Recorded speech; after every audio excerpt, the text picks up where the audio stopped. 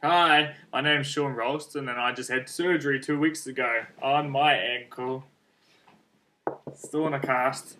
I get a new one changed tomorrow before another 4 more weeks in a cast. So let me explain to you how it came about to having surgery, the process into which I was under the knife, and my recovery. So when I was 10 years old, I was bouncing a trampoline and unfortunately bounced wrong and twisted my ankle. And that's the first time I fractured it. Then again, when I was playing indoor netball, I was going for a catch, fell over, and then did my ankle again, and that was just before a 100k run. Unfortunately, well, fortunate enough, I managed to get some good physio and acupuncture and managed to still do the 100k run. And then again, just last year, I tripped over a tree root while I was in Hong Kong and fractured my ankle once again. And this time leading to needing to have surgery. So the reason why I decided to go have surgery is because every time I'd walk, my ankle would make a clicking noise. So I'd go. So what happened is in February this year, I went to my GP. He referred me to a specialist, and just after a month, I saw the specialist, and that he decided that yes, I do need to have surgery. I was waiting for approval, and that approval took about 2 months, and then a date for the surgery, which took another about a month because of the time they were busy. Um, what the doctor decided to have done was an ankle arthroscopy, which is the camera inside my ankle, and also that proceed to an open surgery complex, and also ankle ligament reconstruction without graft. So it meant that they needed to tie the ligament together back on, and hopefully fix the clicking and stop my ankle from spraining out all the time. Um, so that was a very quick process. It only took 5 months before I was due to go into the hospital, and that was 2 weeks ago now. On the day, I had to stop drinking and eating at 8 o'clock in the morning. I arrived into hospital about 11:30 in the afternoon, in the morning, sorry, and then proceeded to wait until my surgery. Unfortunately, as things happened, I was the last on the list. So it didn't mean that I had my surgery until about 7 o'clock that night, and I stopped drinking. You're allowed to have water until 2 hours before your surgery, so I wasn't able to drink or eat for a while. By the time I was sick of waiting, but you have to wait. There's nothing you can do about it, and I finally got into the theatre. I love this kind of stuff when you get to see the operating theatre and what's inside. Watch many YouTube clips on my surgery myself and what was happening, and also just about how people get put to sleep. I really enjoy those kind of clips. So I arrived into the theatre. They gave me some drugs, so they tapped into my arm, gave me some relaxing drugs after they put in my IV. Then they were pretty much really quick into getting me on side the table. And then knocking me out. They just gave me some gas and the anesthetic to put me to sleep, and before I knew it, I was waking up in recovery. Now, one of my concerns before the surgery was pain. That was one of my biggest concerns, and my anaesthetist told me that he would have a great cocktail for me, which was what I was looking forward to. I didn't want to wake up in too much pain. Unfortunately, when I woke up with extreme and excruciating pain, which ended up then giving me about 200 milligrams of morphine over the space of a couple hours of my recovery. So I went in for my surgery about 7 o'clock, came back out about 8 o'clock, 8:30, and was in the recovery room till 11:30 that night due to me having adverse reactions to the drugs that I was receiving.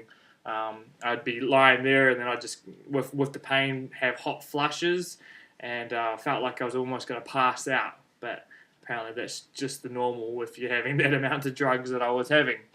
They said it was unnormal for my surgery to have this much pain, but everyone's different. Everyone has different pain tolerance. So once I returned back to my room, it was a pretty rough night for the first night in hospital. The nurses were amazing, gave me plenty of drugs and just tried to keep me. I had a couple of episodes again where I'd have hot flushes and feel like I was going to pass out. But fortunate enough, if you ask, they'll be able to give you some serum to help you not feel so nauseous. I then continued to stay in hospital You have to wait until you're able to pee and poo again. Pooing is obviously one of the parts that are going to take a while because the strong painkillers that you're on, you'll be blocked up for a while. That's typical with any kind of strong medication like that.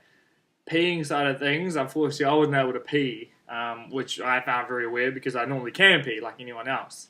It's amazing the things you take for granted in life until you can't do it. I then proceeded to have to get a catheter inserted because I wasn't able to pee. But apparently, it's not just because I'm weird or something like that. It's due to the surgery itself that some people are not able to have that sensation of peeing. This lasted for a couple of days, so I continued to stay in hospital while still receiving the pain medication. My cast was on pretty tight, which may have been causing the pain as well, so they decided to change it for me. And then I was able to be released from hospital with a catheter on Friday. So I went on Tuesday, I left hospital on Friday. By Monday, I had the urge to need a pee again and got the catheter out as soon as I could. And then, now it's coming into the recovery phase. One thing I got is a nice little treat for you guys is what actually happened in my surgery. So I was expecting to get some bone spurs taken out, which is a piece of bone that's either a growth or a piece of a fracture. And this is it inside here. Now, I was surprised by how big it actually was. And as you can see there, that's the size of my bone that was taken out. There's two. There's one on the bottom little part and then the big bone itself there. I was pretty shocked with the size that it came out. I wasn't expecting it to be that big. And hopefully, by the time I can start walking again, I'll be able to see if the clicking has gone due to this. So tomorrow, I get my cast changed again with my stitches taken out. Looking forward to getting a new cast because this one doesn't look as good. And then I've got another 4 weeks of recovery before I move into a moon boot. So I'll keep you guys posted about what's happening in my recovery.